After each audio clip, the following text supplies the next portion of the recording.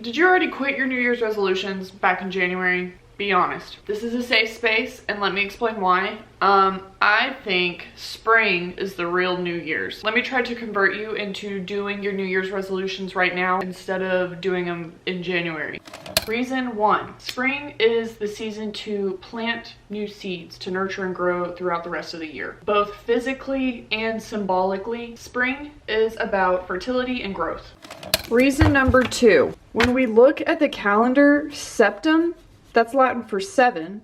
September, septum. Do you see where I'm going with this? The prefix for 8 is octo, okay? October. Novem, Latin for 9, November. I'm sure you can guess what I'm about to say with Deca being 10. December technically is the 12th month of the year. However, wouldn't it make more sense for Deca to have been the 10th month instead of the 12th, 11th, and 10th? So going off of this logic, March is technically the first month of the year. Furthermore, reason number 3, winter is a time for rest and reflection, and even nature is resting. Animals are hibernating. Plants die off. My whole point of this is January is in the middle of this period of rest. It's in the middle of this stagnant energy. Reason number 4, Aries in the zodiac is the very first sign. When does Aries season start? What a great question. Aries season doesn't start until mid-March. Just another reason why March is the real New Year's, in my opinion.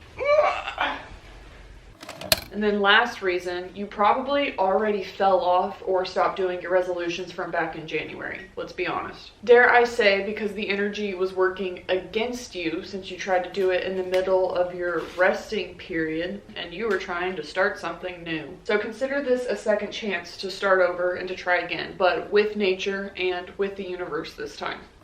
Now that I have indoctrinated you into my March is New Year's cult, welcome. And we're not late to New Year's resolutions. We're right on time. Girls! Yeah? It's witchcraft time. Grab your journals.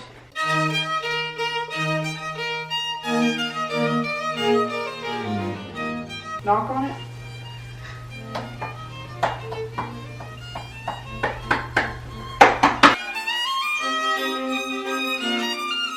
Shake out the gunkies. Shake. Shake, shake, shake. And then we're going to take 3 deep breaths. Make them really dramatic. Good job. Say out loud, what do I need to know for spring? What do I need to know from spring? Pick which one gives you chills. Which one that you can't take your eye off of, okay?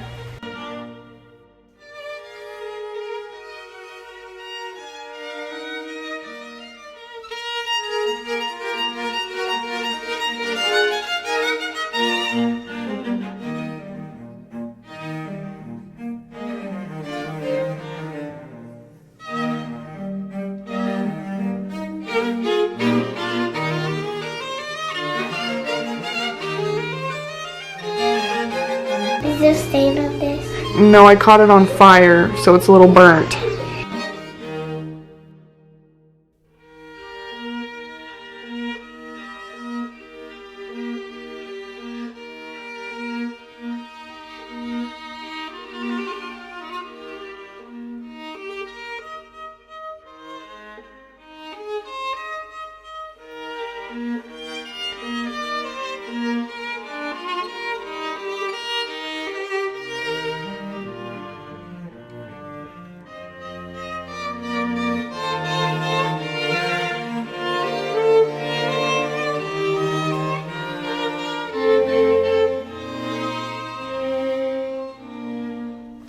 This afternoon with my nieces, that was just the warm-up. The good thing about doing New Year's resolutions in like March, April time is everybody already posted about theirs and what they were going to be doing back in January. So now, lucky us, we get to comb through what everyone posted about and we can kind of cherry pick what applies to us and what we want to do.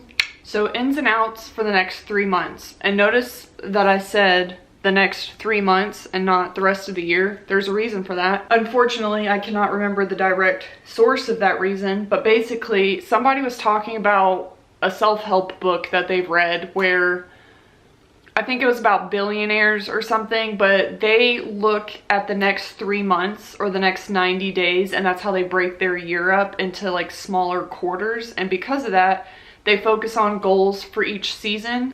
And for some reason, it works better. I don't know the science behind it. I just heard it and remembered half of it, okay? But I thought that's actually a pretty great idea, because I will make like this whole New Year's resolutions list and then maybe do one thing on the whole entire list the whole entire year.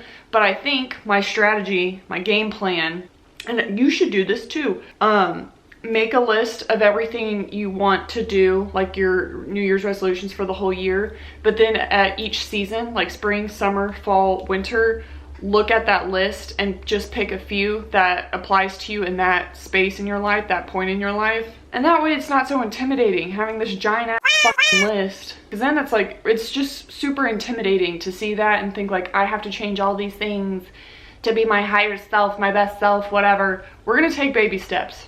Baby steps. What do I want to work on? Actually, let me just tell you my whole entire resolutions list, like all my ins and outs, and then I'll determine which ones I'm going to focus on for the next 3 months. So for ins, drinking more tea, just herbal water. I would like to incorporate peppermint and chamomile tea, or just more tea in general. Plus, one day I want to marry someone British, and if they're into tea, I want to already have like some knowledge on tea, so that way they don't think I'm dumb.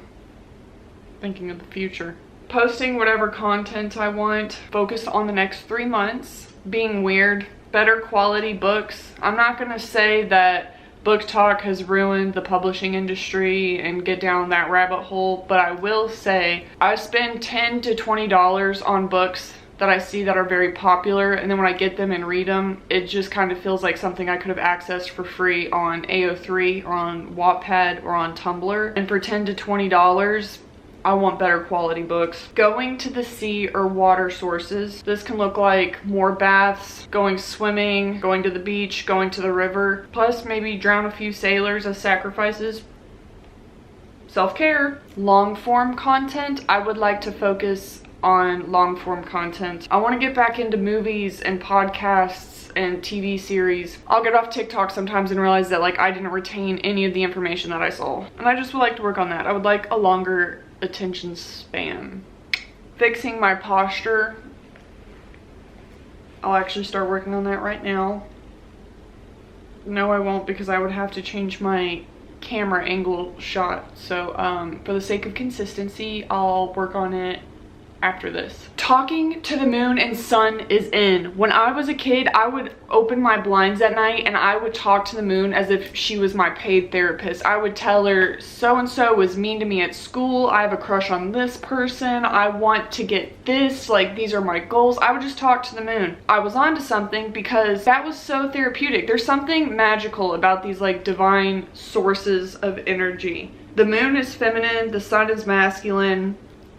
I want to talk to them more. Seasonal produce, I think it'd be cool. Podcasts and audiobooks. I just want to get back into like the ebb and flow of creation, and with that comes consuming other people's creations and just being inspired. 2 books a month and 2 journals a year. I'm already a little more than halfway through the journal I have now, but I'd like to go through 2 journals. I love journaling. I'm gonna make content on that. I don't give a fuck if people don't like it. I love it. It's changed my life and it's changed my mental health. So more on that later. Building a wardrobe, that's a big one for me, but financially I'm just not in a place where I think that that can be a priority. I had a phase, not a phase, I had multiple phases like 2 years ago where every couple weeks I was decluttering to the point that I had no clothes left after I decluttered all these things. And I kind of regret doing that, but it's too late now. So I would like to build a wardrobe that feels like myself and I feel confident in. Try something new or take a class. And eye contact. I want to look people in the eyes when I talk to them, because I feel like it's almost seductive. Like, to be looking at somebody, it feels like a power move to stare at somebody in the soul while they're speaking. But I also just want people to feel heard and like I'm paying attention and I'm focusing on them. That's just a quality I would like to have. However, it scares the fuck out of me and it makes me so uncomfortable, but I'm gonna push through the discomfort, and who knows, maybe if we ever meet, we'll be making eye contact. Out. You are out. Doom scrolling on short form content. That one's pretty self-explanatory. Low quality, poorly published books. Already spoke on that. Keeping up with like celebrities and influencers. I mean, don't get me wrong, I'm still gonna like listen to the tea, especially if I love the ingredients, you know? I don't want to focus on it so much that, oh, there's a crow in the tree outside. Oh, that feels symbolic. Damn, look at this thing. Hold on.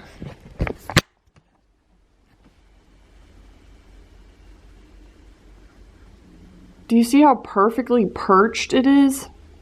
Oh. Damn, I think I spooked it because I tried to get up and look at it. Where was I? Overconsumption and buying trendy things. I just want to save my money. I don't need to buy everything that other people are getting sent for free, you know? Kind of piggybacking on that is also overspending and impulse purchases. I would like to get out of debt this year. Bed rotting. Oh! Doing things last minute. I say as I have a final due next week that I haven't even started yet, and I've been supposed to be working on it the last month. I'm in my last semester for school anyway, so this one doesn't really matter after that. Another out is pouring from an empty cup. Start prioritizing yourself first, babe. I feel like it's really important for a lot of people, especially if you're like a chronic people pleaser, and if that means putting other people on the back burner while you get your ducks in a row, that's okay. Too much caffeine. I would like to limit my caffeine consumption. Interrupting people is out. Sometimes I get really excited in a conversation and I want to say something because I just want to like add to what we're talking about. Or I'll say it real fast before I forget it because I am a forgetful person. But I don't want to do it at the expense of somebody else feeling like they're not being listened to or heard. So I would like to work on not interrupting people when we're having conversations or like cutting somebody off. I can't stand when that's done to me. It's very triggering. So I would like to be more aware of it if I do it to others. Imposter syndrome. Oh! I don't know how the f I'm gonna work on that one. And then the last out is asking for people's opinions. Now hear me out because this is like very niche. I mean, not asking people's opinions in the sense that you're looking for someone to validate whatever it is that you are thinking or saying, right? I'll ask somebody, oh, do you think I should do this? First off, it's not their life, it's not their choice, like it has nothing to do with them. Why am I going to somebody else for a decision that I need to make for me? Two, I also need to trust my own intuition and trust myself enough to know what I can and cannot handle and make decisions for myself and not put that onto somebody else. Three, I don't need somebody else to validate anything that I'm thinking or feeling. I need to validate myself. I need to internally validate instead of look for it externally. So that's what I mean by stop asking for people's opinions. All right, I went through and I highlighted the ones that are just kind of like, I can't really work on them exclusively. I'll just have to try to incorporate them every single season. Like the 2 journals a year, obviously that's gonna take a year. So I think for spring, wait, let me pick a color to highlight the ones I'm gonna work on in spring. What color should I pick? Nerva, what do you think? Green? So for spring, I'm going to do, what am I gonna do, Nerva? Okay, for spring I'm gonna going to the sea or water sources. I'll do long form content, posting whatever content I want. I don't know. Fuck it. I'm gonna go easy for spring and I'm gonna do tea. And then for outs, I'm also gonna work on overspending and impulse purchases. I think that's a good start. It's realistic.